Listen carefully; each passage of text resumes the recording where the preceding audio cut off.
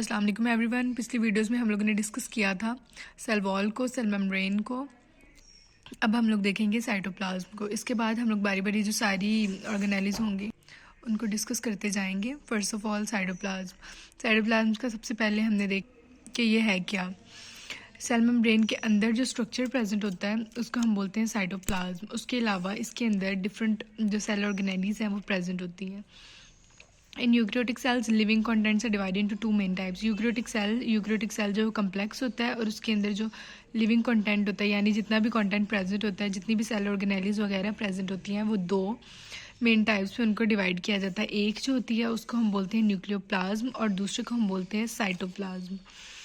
और इन दोनों को कलेक्टिवली हम कहते हैं प्रोटोप्लाज्म। यानी साइटोप्लाज्म क्या होता है, आउटर स्ट्रक्चर्स के अंदर ऑर्गेनेलीज वगैरह प्रेजेंट होती हैं, और जो न्यूक्लियोप्लाज्म होता है उसके अंदर न्यूक्लियस वगैरह आ जाता है। इन दोनों को इकट्ठा मिला के अगर देखें तो वो प्रोटोप्लाज्म होता है।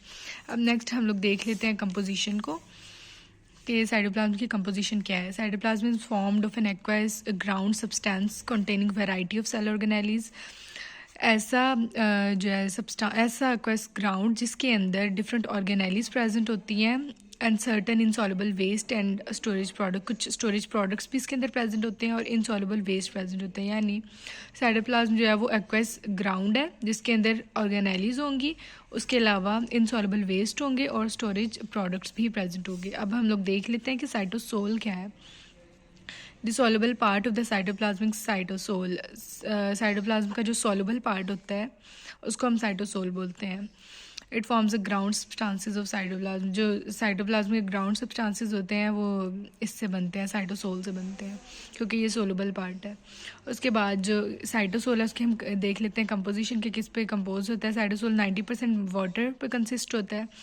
उसके अलावा it form solution containing all the fundamental molecules of life. इसके अंदर बाकी भी जितने लाइफ के लिए फंडामेंटल मॉलिक्यूल्स नेसेसरी होते हैं वो सारे इसके अंदर प्रेजेंट होते हैं। 90% वाटर होता है, उसके अलावा जो 10% जो है वो बाकी के जो कंपाउंड्स नेसेसरी होते हैं फॉर लाइफ वो प्रेजेंट होते हैं। नेक्स्ट कह रहे हैं कि कुछ मॉलिक्यूल्स होते हैं वो आयनिक फॉर्म के अंदर प्रेजेंट होते हैं, जो स्मॉल मॉलिक्यूल्स के साथ मिल के कुछ और कंपाउंड्स बना देते हैं, जैसा कि true solution from ionic compound. Ionic जो मॉलिक्यूल्स होते हैं वो ट्रू सोल्यूशन बनाते हैं। उसके अलावा colloidal solutions from some large molecules which may be sol, जिसको हम सोल बोल सकते हैं। कोलाइडल सोल्यूशन से लार्ज मॉलिक्यूल्स बनते हैं जिसके अंदर सोल यानी नॉन विस्कस सॉल्युबल पार्ट और जेल विस्कस इनसॉल्युबल पार्ट, दो तरह की इससे चीज़ें बनती हैं लार्ज मॉलिक्यूल से, एक सोल और दूसरा जेल। सोल नॉन विस्कस होता है यानी गाढ़ा नहीं होता, ये थिक पार्ट नहीं होता, और ये सॉल्युबल होता है। उसके अलावा ये जो जेल पार्ट है ये विस्कस है यानी गाढ़ा है और इनसॉल्युबल है। नेक्स्ट जी हम देख लेते हैं कि peripheral part of the cell is often gel like. जो पेरिफेरल पार्ट होता है सेल का वो जेल लाइक होता है। अब आगे इसके कुछ फंक्शंस हैं, हम उनको देख लेते हैं। It act as store house for many vital chemicals. Vital chemicals के लिए ये स्टोर हाउस के तौर पे काम करता है। हमारे पास सेल मेम्ब्रेन है, प्लस सेल वॉल है, फिर सेल मेम्ब्रेन है, उसके बाद हमारे पास अंदर ये साइटोसोल है। साइटोसोल के अंदर न्यूक्लियस भी प्रेजेंट है, बाकी की ऑर्गेनेलीज भी प्रेजेंट है। तो ये डिफरेंट केमिकल्स के लिए स्टोर हाउस के तौर पे काम करते हैं। It also stores waste product before the discharge out of the body of the cell. Waste जो मटेरियल्स होते हैं जिन्हें डिस्चार्ज होना होता है सेल से, वो सबसे पहले इसके अंदर साइटोप्लाज्म के अंदर प्रेजेंट होते हैं, फिर उसके बाद वो ट्रांसफ़र होते हैं आउट ऑफ द सेल। उसके बाद it is site for certain metabolic processes such as glycolysis. और जो हमारा प्रोसेस है ग्लाइकोलिसिस का, ग्लाइकोलिसिस क्या है, ये ब्रेक डाउन है ग्लूकोज। ग्लूकोज का जो ब्रेक डाउन होता है उसको हम ग्लाइकोलिसिस बोलते हैं। इस टाइप के जो मेटाबॉलिक प्रोसेसेस होते हैं ना वो साइटोसोल के अंदर, साइटोप्लाज्म के अंदर टेक प्लेस होते हैं। इसके बाद it contains enzymes for glycolytic pathway. Glycolytic pathway यानी जो ग्लूकोज के ब्रेक डाउन वाला पाथवे होता है ना, उसके अंदर हमें बहुत सारे एंजाइम्स की ज़रूरत होती है। वो जितने भी एंजाइम्स होते हैं वो प्रेजेंट होते हैं साइटोप्लाज्म के अंदर। एनरोबिक रेस्पिरेशन इसके अंदर होती है।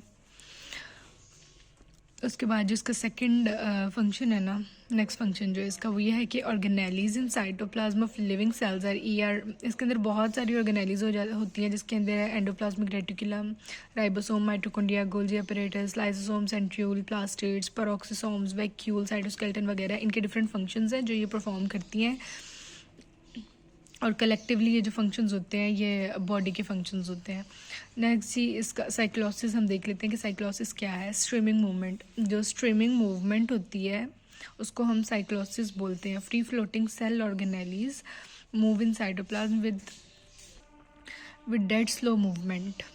उसके बाद साइटोप्लाज्मिक स्ट्रीमिंग मूवमेंट होती है जिसको हम active mass movement of cytoplasm कहते हैं। डेड मूवमेंट्स भी होती हैं यानी स्लो मूवमेंट्स भी होती हैं और एक्टिव मूवमेंट्स भी होते हैं। इनको कलेक्टिवली हम कह देते हैं कि साइक्लोसिस है।